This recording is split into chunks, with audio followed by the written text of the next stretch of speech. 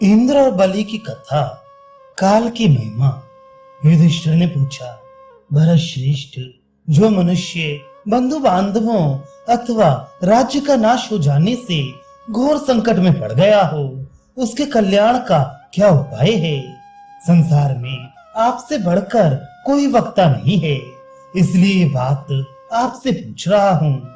भीष्म जी ने कहा, युधिष्ठिर, जिसके स्त्री पुत्र मर गए हों, सुख छिन गया हो तथा धन भी नष्ट हो गया हो, और इन कारणों से जो कठिन विपत्ति में फंस गया हो, उसका तो धैर्य धारण करने में ही कल्याण है। तात जो बुद्धिमान सदा सात्विक वृत्ति का सहारा लिए रहता है, उसी को ऐश्वर्य और धैर्य की प्राप्ति होती है तथा वही कार्य करने में कुशल होता है। इसके विषय में भी पुनः एक प्राचीन इतिहास का उदाहरण देता हूँ, जो बलि और इंद्र के संवाद के रूप में है। देवासुर संग्राम में दैत्य और दानवों का भयंकर संहार हो चुका था। वामन रूपधारी भगवान विष्णु ने अपने पैरों से तीनों लोकों को नापकर अधिकार में कर लिया था। 100 यज्ञों का अनुष्ठान करने वाले इंद्र देवताओं के राजा थे। चारों वर्णों के लोग अपने अपने धर्म में स्थित थे। देवताओं की खूब पूजा होती थी। त्रिभुवन का अभ्युदय हो रहा था और सबको सुखी देख ब्रह्मा जी भी प्रसन्न थे। इसी समय की बात है, एक दिन इंद्र अपने ऐरावत नामक गजराज पर बैठकर तीनों लोकों में भ्रमण करने के लिए निकले। उनके साथ रुद्र, वसु, आदित्य, अश्विनी कुमार, ऋषिगण, गंधर्व, नाग, सिद्ध तथा विद्याधर आदि भी थे। घूमते घूमते वे किसी समय समुद्र तट पर जा पहुंचे। वहां एक पर्वत की गुफा में विरोचन कुमार बलि विराजमान थे। उन पर दृष्टि पड़ते ही इंद्र हाथ में वज्र लिए हुए उनके पास पहुंच गए। देवराज इंद्र को देवताओं के बीच में ऐरावत की पीठ पर बैठे हुए देखकर भी दैत्यों के स्वामी बलि के मन में तनिक भी शोक या व्यथा नहीं हुई। वे निर्भय और निर्विकार होकर खड़े रहे। तब इंद्र ने कहा, विरोचन कुमार, अपने शत्रु की समृद्धि देखकर भी तुम्हें व्यथा नहीं होती, इसका क्या कारण है? पराक्रम, वृद्ध पुरुषों की सेवा अथवा तप से अंतःकरण शुद्ध हो जाने के कारण तो तुम्हें शोक नहीं होता। दूसरों के लिए तो ऐसा आचरण सर्वथा कठिन है। तुम शत्रुओं के वश में पड़े और उत्तम स्थान से भ्रष्ट भी। इस प्रकार शोचनीय दशा में पड़कर भी तुम्हें शोक क्यों नहीं होता? पहले बाप दादों के राज्य पर बैठकर सबके महाराज बने हुए थे, और उस राज्य को शत्रुओं ने छीन लिया। ये देखकर भी तुम शोक क्यों नहीं करते? लक्ष्मी और धन को खोकर भी दुख ना मानना बड़ा कठिन है। भला तुम्हारे सिवा दूसरा कौन है जो त्रिभुवन का राज्य नष्ट हो जाने पर भी जीवित रहने में उत्साह रखे? ये तथा और भी बहुत सी कठोर बातें सुनाकर इंद्र ने बलि का तिरस्कार किया। बलि ने भी बड़े आनंद से वे सारी बातें सुनी और निर्भय होकर उत्तर दिया।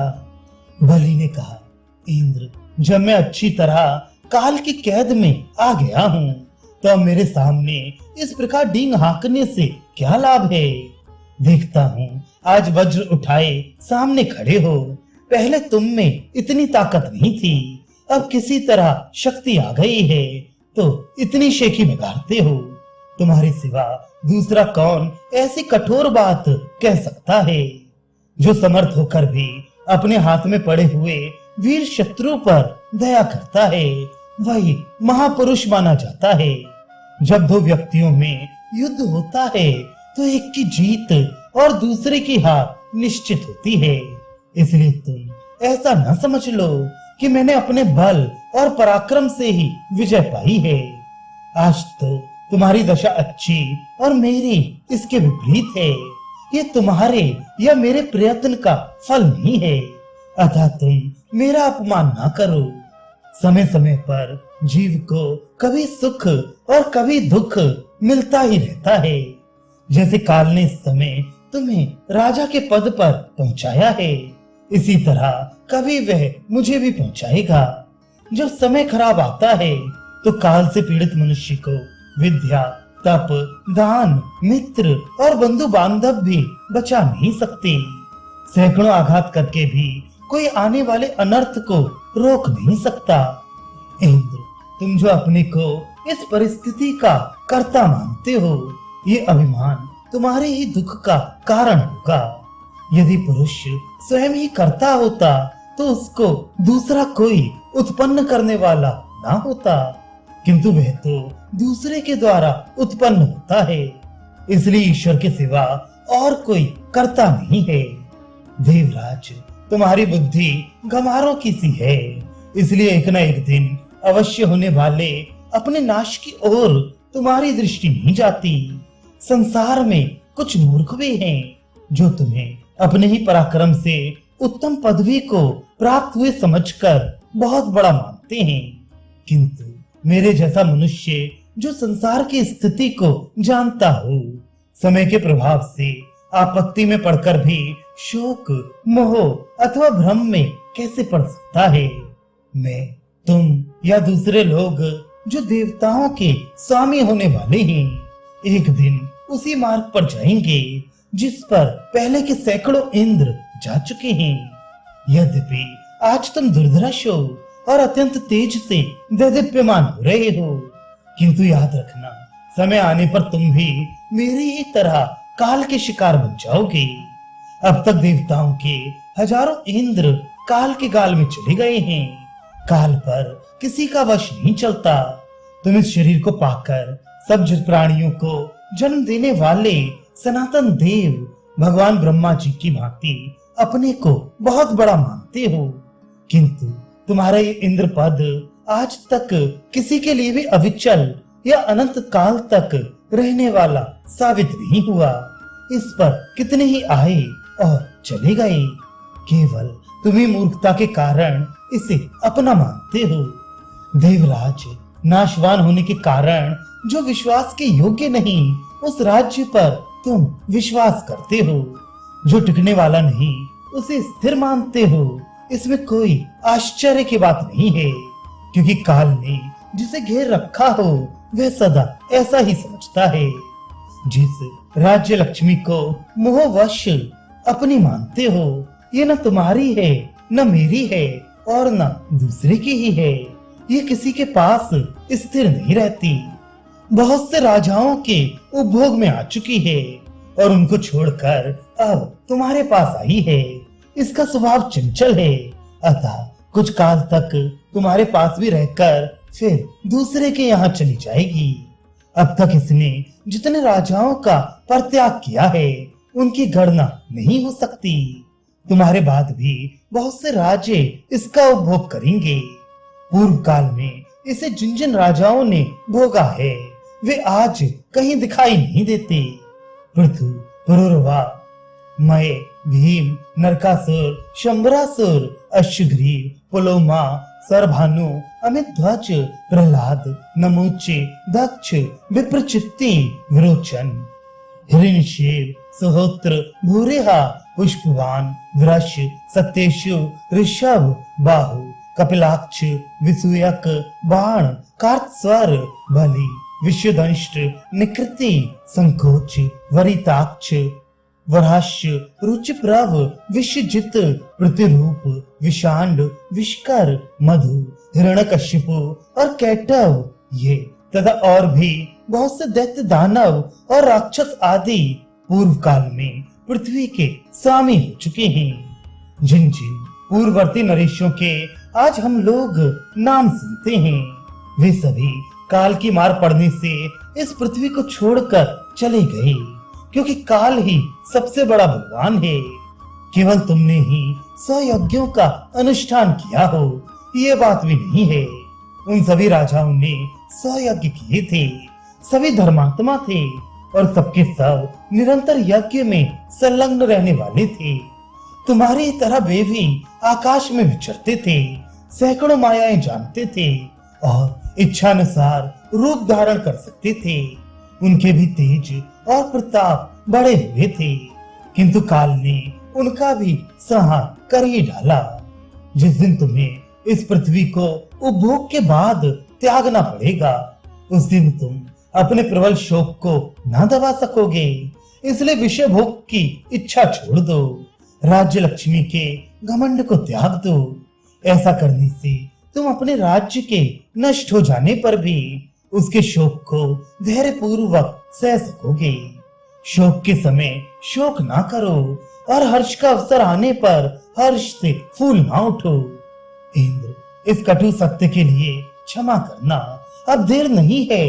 तुम पर भी काल का आक्रमण होने ही वाला है, तुम्हें भी उससे भय प्राप्त होगा।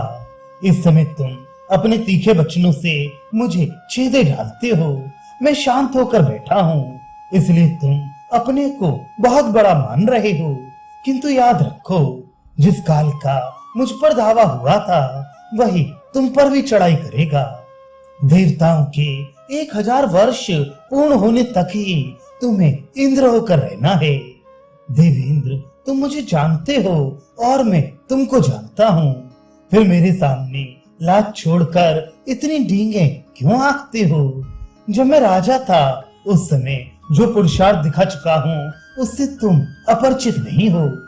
कई बार के युद्धों में तुम मेरा पराक्रम देख चुके हो, एक ही दृष्टांत देना काफी होगा। पहले जब देवासुर संग्राम हुआ था उस समय की बात तुम्हें भूली ना होगी। मैंने अकेले ही समस्त आदित्यों, रुद्रों, साध्यों, वसुओं तथा मरुदगणों को परास्त किया था। मेरे वेग से देवताओं में भगदड़ पड़ गई थी। तुम्हारे सिर पर भी पर्वत के कितने शिखर फोड़ डाले थे, किंतु इस समय मैं क्या कर सकता हूँ? काल का उल्लंघन करना कठिन है।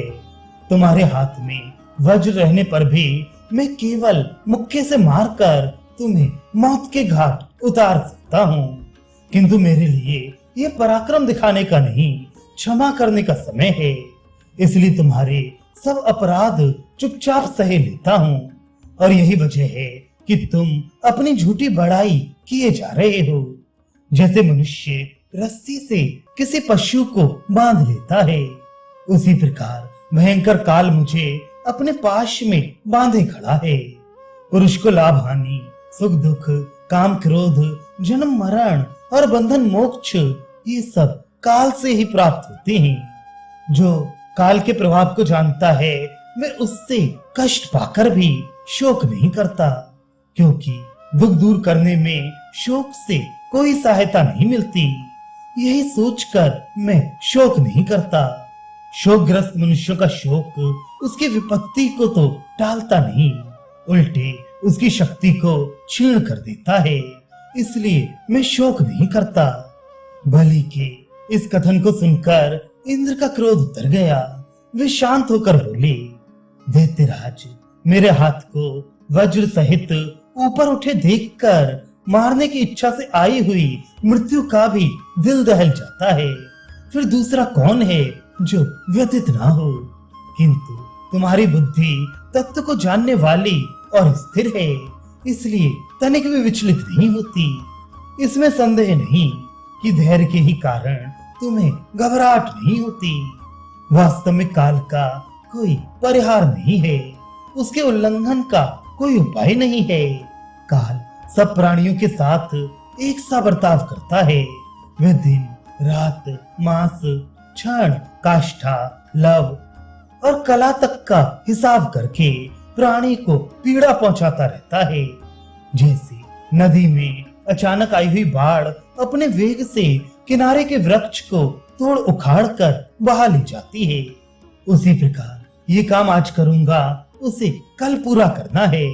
ऐसा कहते हुए मनुष्य को काल सहसा आकर दबोच लेता है। अरे, उसको तो अभी अभी देखा था, मैं मर कैसे गया? इस तरह काल के वेग में बहते हुए मनुष्य के प्रलाप सुनाई पड़ते हैं। धन, ऐश्वर्य, भोग और स्थान ये सब काल के द्वारा नष्ट हैं। काल ही आकर प्राणियों का जीवन हर ले जाता है। ऊंचे चढ़ने का अंत है नीचे गिरना, और जन्म का परिणाम है मृत्यु। जो कुछ देखने में आता है सब नाशवान है, अस्थिर है, तो भी निरंतर इस बात का स्मरण रहना कठिन हो जाता है। अवश्य तुम्हारी बुद्धि तत्व को जानने वाली तथा स्थिर है, इसलिए उसे घबराहट नहीं होती। काल अत्यंत प्रबल है, वह संपूर्ण जगत पर आक्रमण करके सबको अपनी आंच में पका रहा है। काल इस बात को नहीं देखता कि कौन बड़ा है और कौन छोटा, वह सबको अपनी आग में झोंकता जाता है, फिर भी किसी को चेत नहीं होता। लोग ईर्ष्या, अभिमान, लोभ, काम, क्रोध, भय, स्पृहा और मोह में फंसकर अपनी सुध-बुध खो बैठे हैं, किंतु तुम विद्वान, ज्ञानी और तपस्वी हो, काल की लीला और उसके तत्व को जानते हो, संपूर्ण शास्त्रों के ज्ञान में निपुण हो तथा तत्व के विवेचन में कुशल और ज्ञानियों में श्रेष्ठ हो। मेरा तो ऐसा विश्वास है कि तुमने अपनी बुद्धि से संपूर्ण लोकों का तत्व जान लिया है। तुम सर्वत्र विचरते हुए भी सबसे मुक्त हो, कहीं भी तुम्हारी आसक्ति नहीं है। तुमने अपनी इंद्रियों को जीत लिया है, इसलिए रजोगुण और तमोगुण तुम्हारा स्पर्श नहीं कर सकते। तुम हर्ष और शोक से रहित आत्मा की उपासना करते हो। सब प्राणियों के प्रति तुम्हारा सौहार्द है, किसी के प्रति वैर नहीं है। तुम्हारे चित्त में सदा शांति बनी रहती है। तुम्हें देखकर मेरे मन में दया का संचार हो आया है। मैं तुम्हारे जैसे ज्ञानी को बंधन में रखकर मारना नहीं चाहता। अब मेरी ओर से तुम्हें कोई बाधा नहीं पहुंचेगी। तुम स्वस्थ और सुखी रहो। ऐसा कहकर गजराज पर बैठे हुए देवराज इंद्र वहां से चले गए और संपूर्ण असुरों को जीत लेने के पश्चात सबके एक छत्र सम्राट होकर आनंद से रहने लगे।